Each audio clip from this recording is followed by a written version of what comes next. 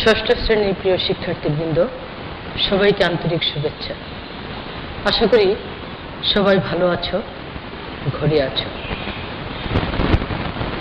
আমি তোমাদের বিজ্ঞান ক্লাস নিয়ে আলোচনা করব। গত ক্লাসেও আলোচনা করেছিলাম অধ্যায় 10। আজকে 10ম অধ্যায়ে বাকি যে অংশটুকু আছে সেগুলো নিয়ে আলোচনা করব। তার আগে পূর্ব পাঠের যে একটু বোধগম্যতা সেটা একটু আমি তোমাদেরকে মনে করিয়ে দিই। আমরা আলোচনা করেছিলাম গত পাঠে স্থিতি ও গতি আপেক্ষিক, দূরত্ব ও সরণ, দ্রুতি ও বেগ, এই বিষয়গুলো নিয়ে গত ক্লাসে আলোচনা করেছিলাম। আশা করি তোমরা বাসায় সবাই পড়েছ। বন্ধুরা, তোমরা তোমাদের পাঠ্য বইটা কাছে নিয়ে বসো, তাহলে পড়াটা বুঝতে সুবিধা হবে।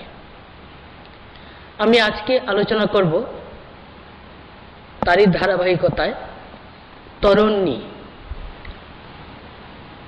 ত্বরণের ইংরেজি হচ্ছে অ্যাক্সিলারেশন। ত্বরণ আলোচনা করলে সাথে সাথে মন্দন কথাটাও চলে আসে। একটু খেয়াল করো, আমরা বেগ পড়েছিলাম, নির্দিষ্ট দিকে কোনো একটা বস্তুর অবস্থার পরিবর্তনকে বেগ বলা হয়। নির্দিষ্ট দিকে সময়ের সাথে কোনো একটা বস্তুর অবস্থার পরিবর্তনকে বেগ বলা হয়। ত্বরণটা হচ্ছে বেগ বৃদ্ধির হারকে ত্বরণ বলা হয়। সহজ কথায় যদি তুমি বলতে যাও, তাহলে বেগ বৃদ্ধির হারকে ত্বরণ বলা হয়, আর একই সাথে বেগ হ্রাসের হারকে, বা বেগ যদি কমে যায়, হ্রাস হয়, সেটাকে মন্দন বলা হয়। ধরো একজন লোক মোটর সাইকেল চালিয়ে যাচ্ছে।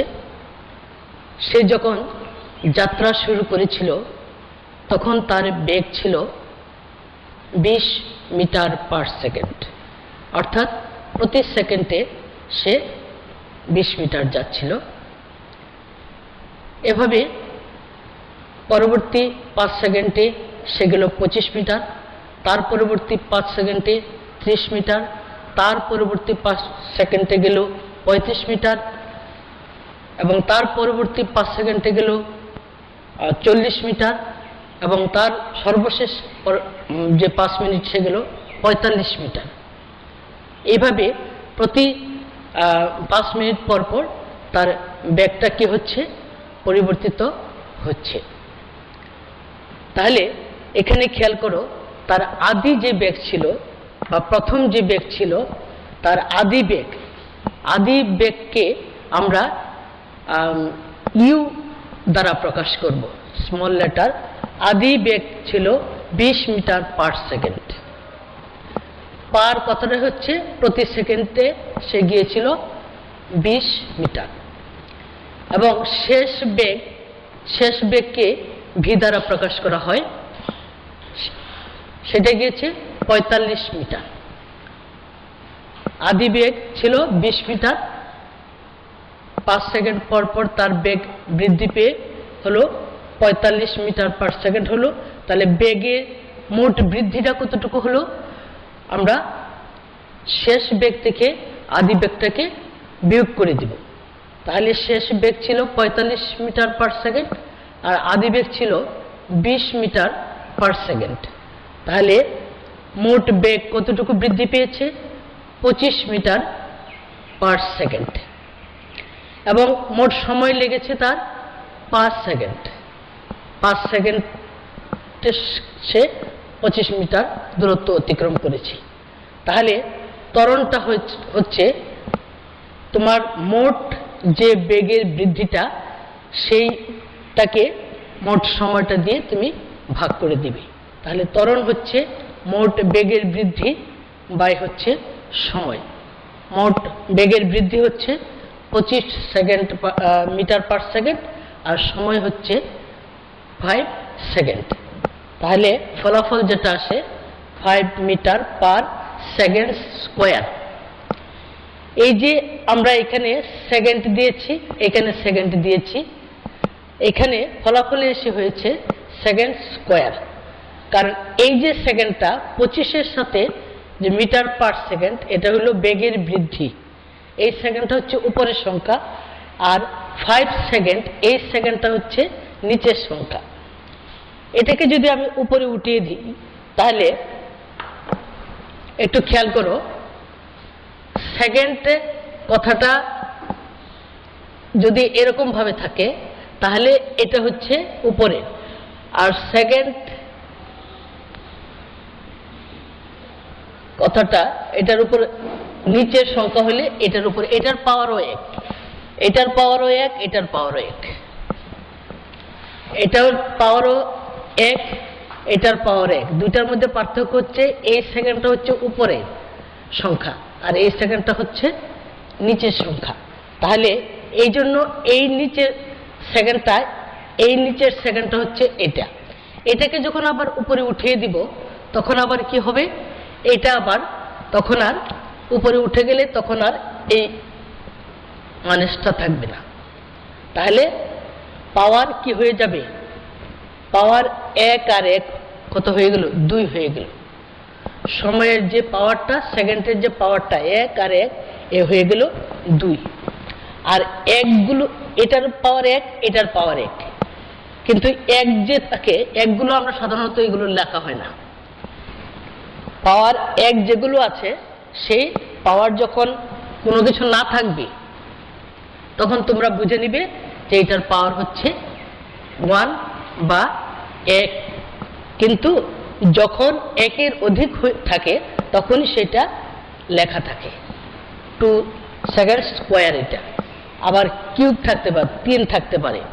হ্যাঁ, সেজন্য তাহলে বেগের একক ছিল মিটার পার সেকেন্ড আর ত্বরণের একক হচ্ছে মিটার পার সেকেন্ড স্কোয়ার। বুঝতে পারছো বন্ধুরা? তাহলে আমরা কি বলছি, বেগের সংজ্ঞা কি বলছি, ত্বরণের সংজ্ঞাতে বলছি যে বেগ বৃদ্ধির হারকে ত্বরণ বলি। এই যে একজন লোকের কথা আমরা বললাম, সে মোটর সাইকেল চালিয়ে যাচ্ছে এবং তার প্রতি সেকেন্ডে তার বেগ বৃদ্ধি পাচ্ছে 20 মিটার পার সেকেন্ড থেকে 45 মিটার পার সেকেন্ড। আদি বেগ ছিল তার 20 মিটার পার সেকেন্ড, শেষ বেগ হয়েছে 45 মিটার পার সেকেন্ড। এবং এই দুইটা বেগের পার্থক্য থেকে আমরা মোট বৃদ্ধি কতটুকু হয়েছে পেয়েছি এবং এটাকে আমরা সময় দিয়ে ভাগ করেছি। তাহলে বেগ বৃদ্ধির হারকে ত্বরণ বলছি। একইভাবে বেগ হ্রাসের হারকে মন্দন বলবে। হ্রাস কিভাবে হবে, ধরো ওই লোকটাই যখন সে মোটর সাইকেল নিয়ে যাত্রা শুরু করেছিল তখন শুরুতে তার আদি বেগ ছিল, খেয়াল করো, তখন এটা যদি উল্টে যায়, তার আদি বেগ ছিল 45 মিটার আর শেষ বেগ হচ্ছে 20 মিটার পার সেকেন্ড। এরকম হতে পারে না, সে প্রথমে খুব দ্রুত গতি বাড়িয়ে দিয়েছিল, সে আস্তে আস্তে তার গতিটা কমিয়ে দিচ্ছে। আর ত্বরণের ক্ষেত্রে তার গতিটা শুরুতে গতিটা কম ছিল, আস্তে আস্তে গতিটা বাড়িয়ে দিচ্ছে, তখন হয়েছে ত্বরণ। আর এই ক্ষেত্রে সে শুরুতে তার গতিটা বাড়িয়ে দিয়েছিল, আস্তে আস্তে গতিটা কমিয়ে দিয়েছে। এই ক্ষেত্রে মোট বেগের বৃদ্ধি এখানে হবে 25 মাইনাস 25। এক্ষেত্রে আদি বেগ হচ্ছে 45, শেষ বেগ হচ্ছে 20, আদি বেগ হচ্ছে 45। তাহলে হলো মাইনাস, এখানে হবে মাইনাস 25। তাহলে এখানে ফলাফলটা হয়ে যাবে মাইনাস, অর্থাৎ ঋণাত্মক ত্বরণকে মন্দন বলা হয়। আমরা আগে ত্বরণ পেয়েছিলাম, কি পেয়েছিলাম, 5 metre 5 metre per second square. যখন মন্দনে চলে আসছে তখন এখানে একটা মাইনাস চলে আসছে, অর্থাৎ বেগ বৃদ্ধির হারকে ত্বরণ বলা হয় আর বেগ হ্রাসের হারকে মন্দন বলা হয়। বুঝতে পেরেছ? ঠিক আছে বন্ধুরা, এখন এই ত্বরণ আর মন্দনের মধ্যে পার্থক্য কি একটু দেখো। ত্বরণ আর মন্দনের মধ্যে পার্থক্য আমরা প্রথমে কি করতে পারি, পার্থক্য দেখাতে গেলে প্রথমে আমরা সংজ্ঞা দিতে পারি। ত্বরণের সংজ্ঞা হচ্ছে সময়ের সাথে বস্তুর বেগ বৃদ্ধির হারকে ত্বরণ বলা হয়, আমরা বলেছি, এবং সময়ের সাথে বস্তুর বেগ হ্রাসের হারকে মন্দন বলা হয়। বেগ বৃদ্ধির হারকে ত্বরণ বলা হয় আর হ্রাসের হারকে মন্দন বলা হয়। এবং আমরা বোর্ডে দেখেছি যে ত্বরণের মান সবসময় কি হয়, ধনাত্মক হয়। ত্বরণের মান সবসময় ধনাত্মক হয়। এই যে প্রথমে আমরা ত্বরণ বের করেছিলাম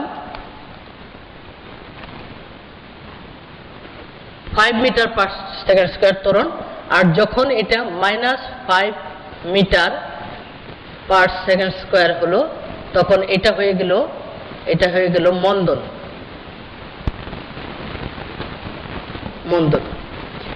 ঠিক আছে? তো পার্থক্য প্রথমে আমরা সংজ্ঞা আকারে একটা পার্থক্য দিতে পারি। সংজ্ঞা দিতে গেলে ত্বরণের সংজ্ঞা এবং মন্দনের সংজ্ঞা দিব। সময়ের সাথে বস্তুর বেগ বৃদ্ধির হারকে ত্বরণ বলা হয়, একই সাথে মন্দন সময়ের সাথে বেগ হ্রাসের হারকে মন্দন বলা হয়। 2 নম্বর পার্থক্য যদি দিই তাহলে ত্বরণ সর্বদা বা সবসময় ধনাত্মক হয় আর মন্দন সবসময় কি হয়, ঋণাত্মক হয়। 3 নম্বর পয়েন্টে যদি আমরা দিই পার্থক্য, তাহলে বস্তুর গতির দিকে বল প্রয়োগ করে ত্বরণ বাড়ানো হয়, অর্থাৎ বস্তুটা যেদিকে যাচ্ছে সেদিকে যদি তুমি বলটা দাও তাহলে ত্বরণটা বৃদ্ধি পাবে। মন্দনের ক্ষেত্রে হচ্ছে বস্তুর গতির বিপরীত দিকে বল প্রয়োগ করে মন্দন বাড়ানো হয়, অর্থাৎ একটা বস্তু যাচ্ছে তাকে কি করলে, তাকে একটা ঠেলা গাড়ির দিকে কথাই তুমি খেয়াল করো, যদি একটা ঠেলা গাড়িকে তুমি যত জোরে ধাক্কা দিবে এটা তত বেশি গতিশীল হবে। আবার এই ঠেলা গাড়ির গতিটা যদি তুমি কমাতে চাও তাহলে তার উল্টা দিক থেকে কি করতে হবে, এটা তার গতির বিরুদ্ধে বল প্রয়োগ করতে হবে। এটা একটা পার্থক্য। এরকম ভাবে আমরা ত্বরণ এবং মন্দনের ক্ষেত্রে 3টা পার্থক্য দিতে পারি। এরপরে বন্ধুরা তোমরা এই অধ্যায়ে যে বিষয়গুলো ছিল আমরা মোটামুটি আলোচনা করেছি। তোমাদের অনুশীলনীতে একটু যাও, অনুশীলনীতে যে প্রশ্নগুলো আছে এখানে সেই প্রশ্নগুলোর মধ্যে সৃজনশীল প্রশ্ন আছে 2টা, আমি একটা একটু আলোচনা করছি। আশা করছি তোমরা সবাই বই নিয়ে বসেছ, বইটা একটু খুলে দেখো। এখানে আছে খুশবু, হৃদিতা ও সদিচ্ছা বাড়ি থেকে স্কুলে রওনা হলো। তারা 3 বান্ধবী বাড়ি থেকে স্কুলে রওনা হলো। স্কুলে পৌঁছাতে খুশবুর 15 মিনিট, হৃদিতার 20 মিনিট এবং সদিচ্ছার 30 মিনিট সময় লাগলো। 3 বান্ধবীর বাড়ি থেকে বের হলো, তাদের এক একজনের স্কুলে পৌঁছতে এক এক রকম সময় লেগেছে। খুশবুর বাড়ি থেকে স্কুলের দূরত্ব 1500 মিটার, হৃদিতার 1800 মিটার এবং সদিচ্ছার 21 মিটার, এবং এক একজনের বাড়ি থেকে স্কুলের দূরত্বটাও এক এক রকম। এখানে 4টে প্রশ্ন আছে। ক নম্বরে আছে পর্যাবৃত্ত গতি কাকে বলে। বন্ধুরা আমরা কিন্তু পর্যাবৃত্ত গতি পড়েছি। দ্বিতীয় প্রশ্নতে আছে দেয়াল ঘড়ির দোলকের গতি কি ধরনের গতি, ব্যাখ্যা করো, এটা আমরা পড়েছি। এরপর বলেছে গ নম্বরে খুশবুর দ্রুতি নির্ণয় করো। ঘ নম্বরে আছে হৃদিতা ও সদিচ্ছার মধ্যে কার দ্রুতি বেশি, গাণিতিক বিশ্লেষণ করে মতামত দাও। যেহেতু এটা সৃজনশীল প্রশ্ন, এর 4টা অংশ থাকে। যদিও আমি ক এবং খ পড়িয়েছি, তারপরেও আজকে একটু বলে দিচ্ছি। পর্যাবৃত্ত গতি কাকে বলে, যেটা জ্ঞানমূলক প্রশ্ন। কোনো গতিশীল বস্তু যদি একই পথ বারবার অতিক্রম করে তাহলে সেই গতিকে পর্যাবৃত্ত গতি বলা হয়। বুঝতে পারছো? এবং উদাহরণ দিয়েছিলাম ঘড়ির কাঁটার গতি। ঘড়ির কাঁটা কি করে ডান দিক থেকে বারবার কি করে 12টার ঘর অতিক্রম করে। 2 নম্বর প্রশ্ন, দেওয়াল ঘড়ির দোলকের গতি কি ধরনের গতি? কি ধরনের গতি? দেওয়াল ঘড়ির দোলকের গতি হলো দোলন বা স্পন্দন গতি। এটাও কিন্তু বন্ধুরা আমি আলোচনা করেছি। দেওয়াল ঘড়ির মধ্যে যে পেন্ডুলামটা থাকে, সেই পেন্ডুলামটা কি করে যখন অ্যালার্ম দেয় তখন সে তার অবস্থান থেকে অর্ধেক সময় ডান দিকে যায়, অর্ধেক সময় বাম দিকে যায়। এটা গত ক্লাসে আলোচনা করেছি। অর্থাৎ দেওয়াল ঘড়ির গতিটা হলে তোমাদের স্পন্দন গতি। এবং এটা কি করে, যেখানে কোনো বস্তু একটা, অর্থাৎ এটা হচ্ছে ব্যাখ্যাটা হচ্ছে, যেখানে কোনো বস্তু একটা অবস্থানের অগ্রপশ্চাৎ চলে বা গতিশীল থাকে। দেওয়াল ঘড়ির দোলকও সাম্যাবস্থা অর্থাৎ তার স্থির অবস্থান থেকে একবার ডান দিকে আর একবার বাম দিকে যায়, একই দূরত্ব অতিক্রম করে। অর্থাৎ দোলকটি একটি অবস্থানে অগ্রপশ্চাৎ গতিশীল। তাই আমরা বলতে পারি দেওয়াল ঘড়ির দোলকের গতিটা হচ্ছে দোলন বা স্পন্দন গতি। তাহলে এখানে ক আর খ জ্ঞানমূলক এবং অনুধাবনমূলক প্রশ্নের আলোচনা হলো। এবারে আসো প্রয়োগমূলক প্রশ্ন, যেটা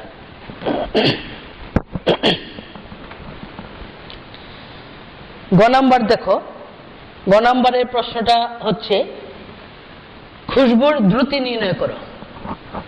দ্রুতি কিন্তু আমরা আলোচনা করেছি।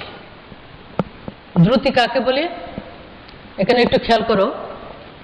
গ নাম্বার, দ্রুতি সমান সমান হচ্ছে দূরত্ব বাই সময়। দ্রুতি সমান সমান হচ্ছে দূরত্ব বাই সময়। তাহলে খুশবুর বাড়ি থেকে স্কুলের দূরত্ব ছিল কত? 1500 মিটার। এবং এই দূরত্ব অতিক্রম করতে বা স্কুলে পৌঁছতে তার সময় লেগেছে 15 মিনিট। তার দূরত্ব, অর্থাৎ এই যে এখানে দূরত্ব আছে, সময় আছে, এই দুইটা জিনিসে আছে। এবং এখানেও লেখা আছে, দেখো দূরত্ব আছে কত, বাড়ি থেকে স্কুলের দূরত্ব হচ্ছে 1500 মিটার এবং স্কুলে পৌঁছতে তার সময় লেগেছে 15 মিনিট। এখানে আরেকটা বিষয় বলে রাখি, এখানে মিনিট লেগেছে, এই মিনিটকে আমাদের সেকেন্ডে নিতে হবে। যখনই তোমরা কোনো গাণিতিক সমস্যার সমাধান করবে তখনই আমাদের এককগুলো এমকেএস পদ্ধতিতে নিতে হবে। ঘন্টা যদি থাকে, মিনিটে যদি থাকে, তাহলে সেগুলোকে আমাদের সেকেন্ডে নিতে হবে। আবার মিটারের জায়গায় যদি কিলোমিটার থাকে তাহলে সেই কিলোমিটারকেও মিটারে নিয়ে আসতে হবে। অর্থাৎ এমকেএস পদ্ধতিতে নিয়ে এসে সবচেয়ে যে ছোট যে অংশটুকু আছে, এককটা আছে, সেখানে আমাদের আসতে হবে। তাহলে 15 মিনিটকে যদি আমরা সেকেন্ডে নিয়ে যাই তাহলে হচ্ছে 60 সেকেন্ডে 1 মিনিট। এই 15কে 60 দ্বারা আমরা গুণ করে দিলাম, তাহলে কত হয়ে গেল? 6 15 90 আর 0 900 সেকেন্ড। তাহলে দূরত্ব হচ্ছে 1500 মিটার আর সময় হচ্ছে আমাদের 900 সেকেন্ড। তাহলে খুশবুর দ্রুতিটা কত হবে? দূরত্বকে সময় দিয়ে আমরা ভাগ করে দিব। দূরত্ব হচ্ছে 1500 মিটার, সময় হচ্ছে 900 সেকেন্ড। তাহলে আমাদের যে ফলাফল আসলো তাতে আসলো 1.67 মিটার পার সেকেন্ড। অর্থাৎ খুশবুর দ্রুতি হচ্ছে 1.67 মিটার। এটাই হচ্ছে তার উত্তর। বুঝতে পেরেছ? ঠিক একইভাবে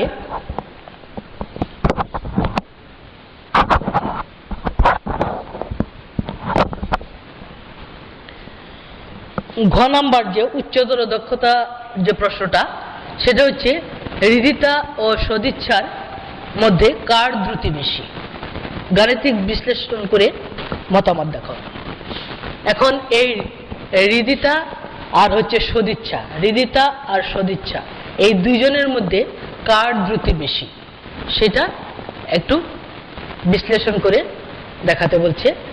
তাহলে আমাদের কি করতে হবে? অবশ্যই হৃদিতার দ্রুতিটা বের করতে হবে এবং সদিচ্ছার দ্রুতিটাও আলাদা আলাদা করে বের করতে হবে। তার হৃদিতার বাড়িতে একইভাবে কিন্তু একই নিয়মে এগুলো। হৃদিতার বাড়ি থেকে স্কুলের দূরত্ব হচ্ছে 1800 মিটার এবং স্কুলে পৌঁছতে তার সময় লেগেছে 20 মিনিট। তাহলে এই 20 মিনিটকে আমরা সেকেন্ডে নিয়ে গেলাম 1200 সেকেন্ড।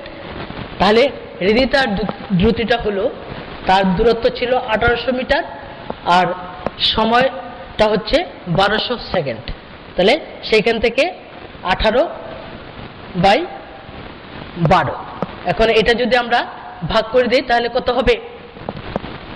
18কে 12 দিয়ে ভাগ করলে কত হবে?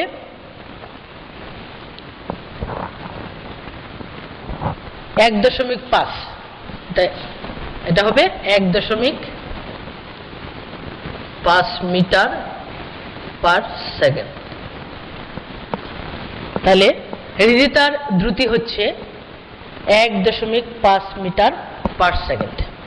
একইভাবে আমরা যদি সদিচ্ছার বাড়ি থেকে স্কুলের দূরত্ব হচ্ছে 2100 মিটার এবং এর স্কুলে পৌঁছতে সময় লাগে 30 মিনিট, অর্থাৎ 30 ইন্টু হচ্ছে 60 সেকেন্ড, অর্থাৎ 1800 সেকেন্ড। তাহলে সদিচ্ছার দ্রুতি হচ্ছে 2100 মিটার ডিভাইডেড বাই 1800 সেকেন্ড সমান হচ্ছে 21/18, 1.17। তাহলে এই যে দুইটা জিনিস, হৃদিতার হচ্ছে 1.5 মিটার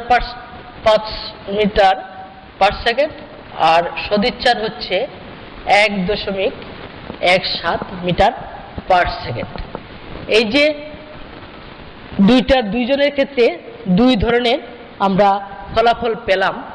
একজনের পেলাম হৃদিতার পেলাম দ্রুতি হলো 1.5 মিটার পার সেকেন্ড আর সদিচ্ছার দ্রুতি হচ্ছে 1.17 মিটার। তাহলে এখান থেকে সহজেই তোমরা বুঝতে পারছো হৃদিতার দ্রুতিটা হচ্ছে কি বেশি, অর্থাৎ হৃদিতা সদিচ্ছার চেয়ে দ্রুত স্কুলে পৌঁছেছিল। বুঝতে পেরেছ বন্ধুরা? আশা করি সবাই বুঝতে পেরেছ।